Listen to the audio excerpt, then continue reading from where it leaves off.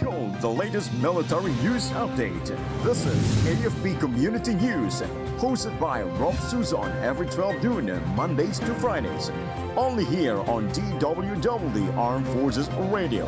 One AFP for a stronger Philippines.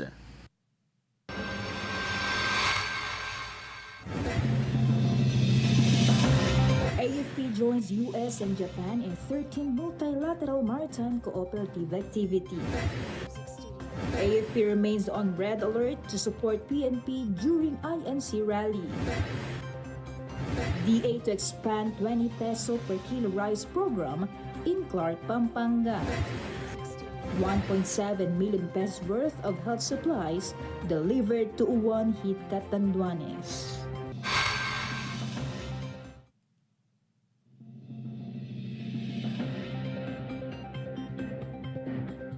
Hello to everyone, especially to our troops at Camp Emilio Ginaldo in Quezon City.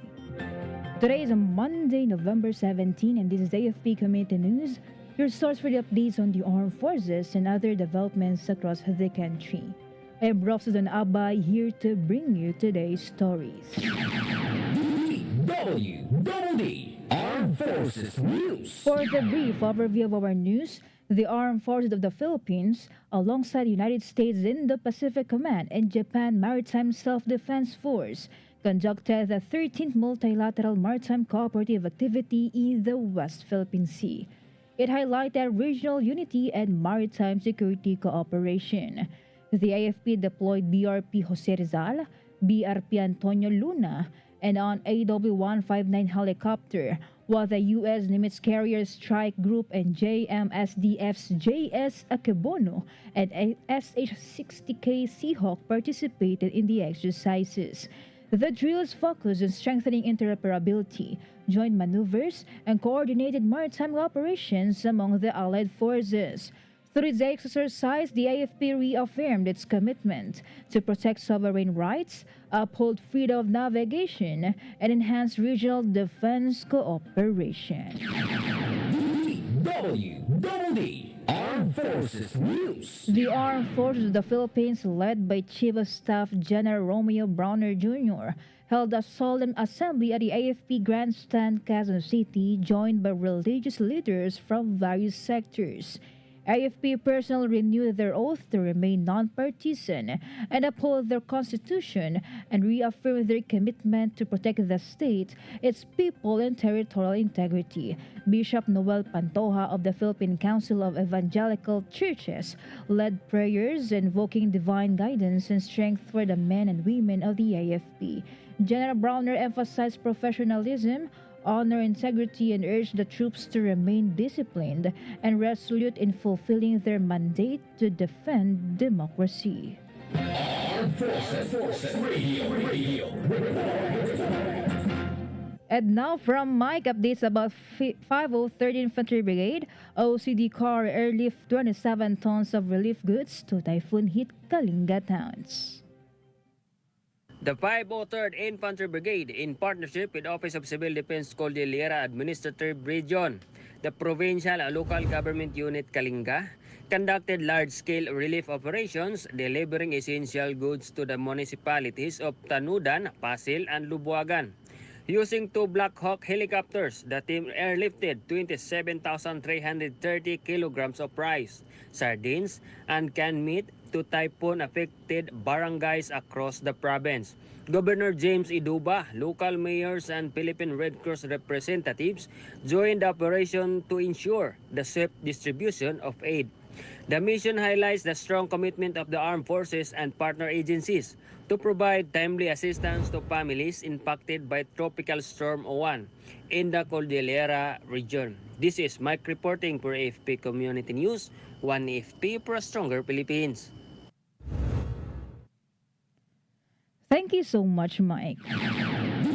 DWDD Armed Forces News. The Armed Forces of the Philippines placed its personnel and equipment on red alert to support police operations during the massive Iglesia Ni Cristo rally in Metro Manila. AFP spokesperson Colonel Francel Margaret Padilla said the troops are on standby for immediate deployment while maintaining ongoing humanitarian assistance and disaster response operations. The military clarified that the heightened alert is internal and emphasized that no active personnel are involved in any unlawful activities. AFP Chief of Staff General Romeo Browner Jr. called on rally organizers to ensure a peaceful event and maintained order among attendees. DWDD Armed Forces News. On the other hand, authorities in Zamboanga Peninsula welcomed 89 former Abu Sayyaf and New People's Army members who surrendered to law enforcement, turning over firearms, ammunition, and explosive devices. The surrenderies were presented to Lieutenant General Edgar Alan Okubo, the Philippine National Police Deputy Chief for Operations, during a ceremony at Camp Colonel Romeo Abendan. He credited the surrender to the government's ongoing peace initiatives, rehabilitation programs, and reconciliation efforts. The Department of Social Welfare and Development, Department of Labor and Employment, and Technical Education and Skills Development Authority will provide livelihood and reintegration assistance to have the former militants return to their communities. Armed Forces Radio. From Nolco, let us hear some information from Joanne regarding the government's Serbisyo Caravan benefits farmers in Hacienda Luisita, Tarlac. About 750 farmers benefited from a Serbisyo caravan organized by the Regional Task Force on Local Communist Armed Conflict held at Barangay Balete, Tarlac City on November 16, 2025, in line with the peaceful commemoration of the 21st anniversary of Hacienda Luisita incident. The Serbisyo caravan provided a range of free services and assistance to members of people's organization from Malayang Magbubukid ng Hacienda Luisita, Alyansa ng Manggagawang Bukid ng Hacienda Luisita, Kutkutu Multipurpose Cooperative, Central Azucarera de Tarlac Cooperative, and Ungot Coconut Village Cooperative.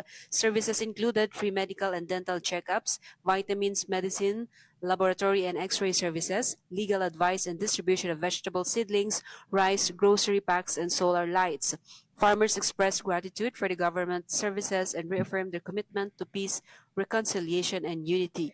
National Intelligence Coordinating Agency Region 3 Director Ulysses Untalan highlighted the whole-of-nation approach in delivering services aligned with the National Task Force to End Local Communist Armed Conflict.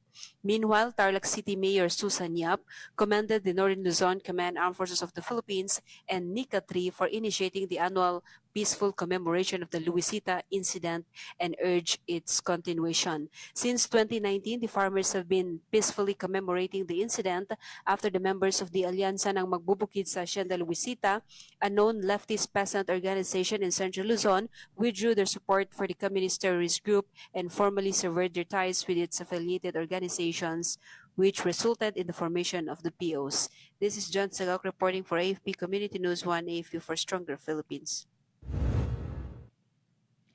Thank you, Juan from Nolco.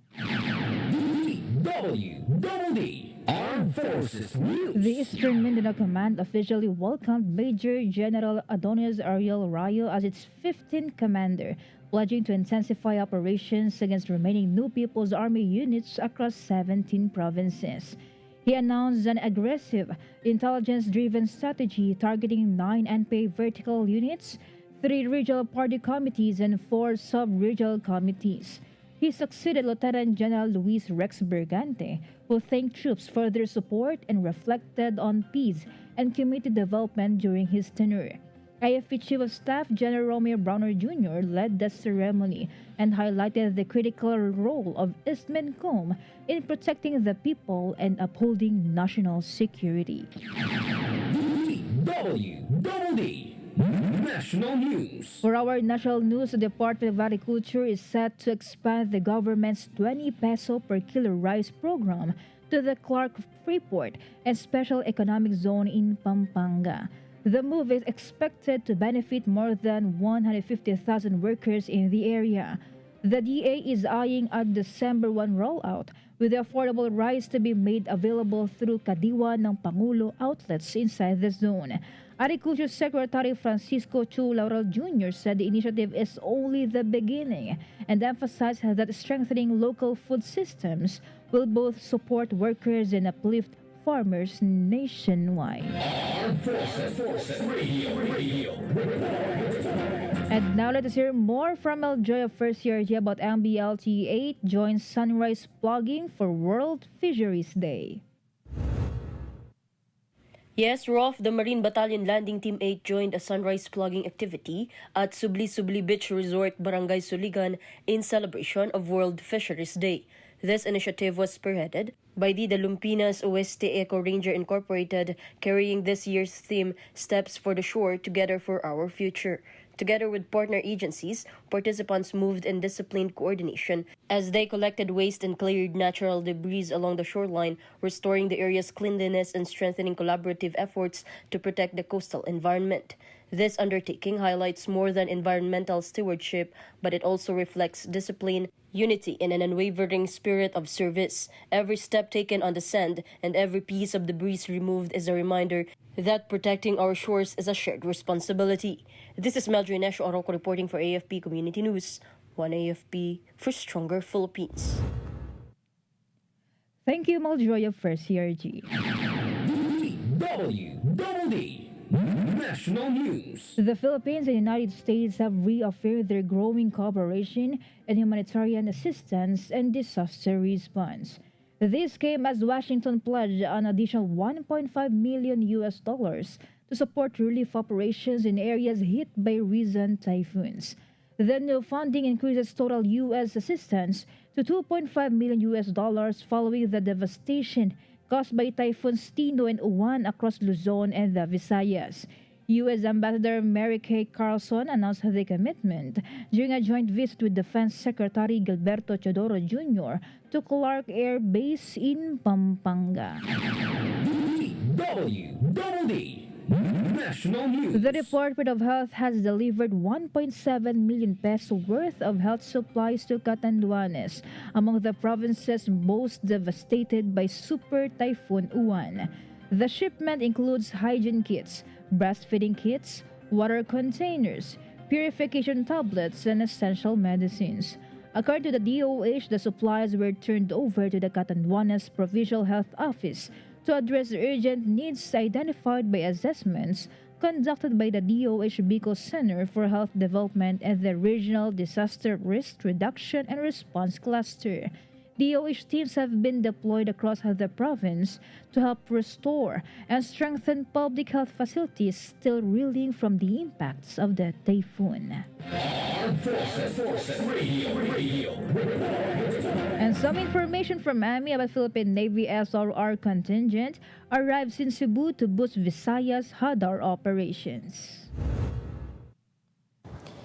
The Philippine Navy Search, Rescue and Retrieval Contingent arrived at Captain Veloso Pierre in Lapu-Lapu City to reinforce ongoing humanitarian operations under Joint Task Group Tabang.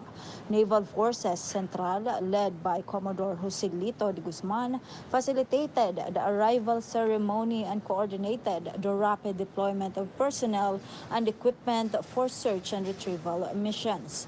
BRP Bacolod City LS-550 transported 11 tons of relief goods and demonstrated its vital capability to move large-scale manpower, vehicles, and essential supplies for disaster response. The deployment highlighted the Navy's strong commitment in providing timely assistance, logistical support, and sustained humanitarian efforts across typhoon-affected communities in the Visayas. This is Ame reporting for AFP Community News, 1 AFP for Stronger Philippines. Thank you, Amy. DWDD National News. Meanwhile, the Philippines and South Korea have signed a new joint memorandum to boost the protection, training, and overall welfare of Filipino seasonal farm workers deployed in Seoul. The agreement establishes a whole-of-government framework to better coordinate national and local efforts in implementing South Korea's seasonal workers program. According to the Department of Agriculture, the memorandum guarantees fair labor practices, legal safeguards, and ethical recruitment for Filipino workers, while also enhancing agricultural cooperation between the two countries. The agency added the partnership aims to ensure the Filipino seasonal workers are fully supported and empowered. DWDD National News. Kasiguran National High School students in Aurora Province have returned to classes, even as many of their rooms remained heavily damaged by Super Typhoon Uwan. Strong winds still caused the loosened galvanized iron sheets to rattle loudly, interrupting lessons and making it difficult for students to concentrate. Student Andre Valencia said the noise from the damaged roofs often distracts them. Another student, Shane Nazareth Kanenimo, added that both learners and teachers struggled because they must move from one usable classroom to another throughout the day. Meanwhile, many classrooms at Kasiguran National High School lost their roofs due to the strong winds brought by Super Typhoon Uwan. Armed Forces Radio. For a closer look at PAF advances defense posture with strategic basing plan workshop, let us hear to our report in the field, Marian. Go ahead, Marian. The Philippine Air Force conducted a two-day workshop on the Philippine Air Force Strategic Basing Plan 2026 to 2031 to reaffirm its commitment in developing a credible and resilient defense infrastructure. Led by the Office of the Assistant Chief of Air Staff for Plans OA5, the activity gathered senior officers to assess current basing conditions and craft an adaptive plan aligned with the AFP Strategic Basing Plan. Colonel Randy Bansay, the Assistant Chief of Staff for Plans A5 Philippine Air Force, emphasized that strategic basing investments must be guided by a strong blueprint that ensures optimal location, capability development, and infrastructure for a future-ready Air Force. Through this initiative, the Philippine Air Force strengthens its basing posture to protect national sovereignty and ensure mission readiness amid evolving security challenges. This is Marian reporting for AP Community News, 1 AFP for Stronger Philippines. Thank you, Marian. DWDD National News. On the other hand, the Independent Commission for Infrastructure has begun an investigation into flood control initiatives in Cebu Province following severe flooding caused by Typhoon Tino.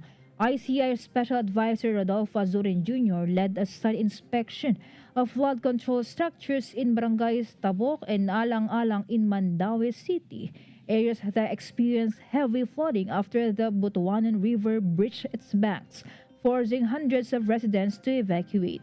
The Commission's team also evaluated similar infrastructure projects in Talisay City, Cebu City, and the municipality of Compostela. Azurin emphasized that the ICI will continue its nationwide review of flood control projects to ensure transparency and hold accountable those involved in any alleged irregularities. DWDD National News. Malacanang has warned the calls to remove President Ferdinand Marcos Jr. amid the corruption probe could let those responsible escape accountabilities. Palace Press Officer Claire Castro said groups pushing for his ouster are those whose interests are threatened by the ongoing investigation. She emphasized that the Marcos initiated the probe to clean up the previous administration's mess and ensure transparency, adding that a change in leadership could jeopardize the investigations. Armed Forces Radio. Let us hear more updates from Jim Boy. Basta 3rd IB joins Malita Fun Run 2025. The 73rd Infantry Battalion joined the Fun Run 2025 in celebration of the 88th Araw ng Malita in Barangay Poblacion, Malita, Davao Occidental. The event led by the local government unit Malita through its Sport Development Office, gathered runners, uniformed personnel, and community stakeholders across the municipality. The activity promoted health, fitness, and teamwork and highlighted the importance of an active lifestyle and building a resilient community. The 73rd IB reaffirmed its support for programs that strengthen unity, wellness, and camaraderie among the people of Davao Occidental. This is Jimboy reporting for AFP Community News. One AFP for stronger Philippines. Thank you, Jimboy. DWDD National News. President Ferdinand Marcos Jr. closely monitored the mass demonstration organized by the Iglesia ni Cristo. This is according to Presidential Communications Office Acting Secretary Dave Gomez. More than 500,000 members of the Iglesia ni Cristo gathered at the Corino Grandstand last Sunday for the first day of a 3-day protest dubbed the Rally for Transparency and a Better Democracy. According to the Manila Disaster Risk Reduction Management Office, an estimated 630,000 people had joined the mass action as of 7 p.m. last Sunday. DWDD National News. Relatedly, the anti-cybercrime group will step up monitoring of social media to stop fake news during the 3-day anti-corruption rallies that began yesterday. PNP Acting Chief Lieutenant General Jose Melencio Nartates Jr. said the move follows President Marcos's order to maintain peace and safety online and on the ground. Nartates stressed that freedom of speech does not cover posts meant to mislead the public. He added that some online actors may be spreading tension intentionally, with signs of coordinated or bot activity under investigation. Legitimate dissent will not be affected. Armed Forces Radio. From POPC, let's hear from Sean about DND Chief and U.S. Ambassador inspect PAF U.S. Joint Foreign Disaster Relief Mission in Clark, Pampanga. Defense Secretary Gilberto C. Teodoro Jr. together with United States Ambassador Mary Kay L. Carlson visited Clark Air Base on November 15, 2025 to inspect the ongoing Joint Foreign Disaster Relief Mission of the Philippine Air Force and the United States Military Forces. The officials assessed family food packs prepared for communities in Catanduanes affected by typhoons Tino and Uwan. Secretary Teodoro acknowledged the swift mobilization of both forces, stressing the importance of sustained support for areas hit by consecutive weather disturbances. He also praised the strong interoperability between Filipino and American troops, noting that the long-standing Philippine-U.S. alliance continues to strengthen the country's disaster response capabilities. Following the visit, the final batch of 1,500 food packs were delivered, underscoring the mission's sustained humanitarian momentum. This is Sean Berganyo reporting for AFP Community News, One AFP for Stronger Philippines. Thank you so much, Sean. Armed Forces Radio. And on the other line, let's hear more from Shaina regarding 73rd IB troopers joined nationwide Dugong Bombo blood drive in Jensen.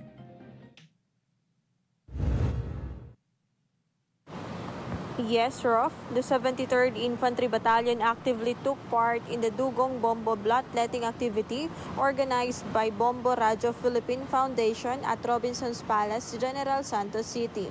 Anchored on the theme, A Little Pain, a Life to Gain. The event highlighted the life-saving impact of voluntary blood donation. A total of 429 donors participated, including dedicated 73rd Infantry Battalion soldiers who showed their commitment to humanitarian service beyond the call of duty. The 73rd IB reaffirmed its support for initiatives that promote public health, volunteerism, and stronger community partnerships. This is Shaina Raneta reporting for AFP Community News, One AFP for Stronger Philippines. Thank you, Shaina. DWDD National News. Court operations in several Manila jurisdictions will be suspended today and tomorrow as authorities prepare for potential traffic congestion during the 3-day Iglesia ni Cristo rally. In an advisory released yesterday, the Supreme Court, Court of Appeals, Sandigan Bayan, Court of Tax Appeals, and all lower courts in Manila announced work-from-home arrangements. Only a limited number of staff will report on-site to handle urgent cases and essential transactions. The Supreme Court also instructed employees to work remotely while maintaining a skeleton workforce at the docket receiving section of the Judicial Records Office and the Cash Collection and Disbursement Division of the Fiscal Management and Budget Office. DWDD Armed Forces News. And that concludes today's broadcast, and thank you for tuning in, especially to our audience on AFP Radio, the DWDD's Facebook page. Be sure to join and catch us again tomorrow for more stories and updates, same time and same station.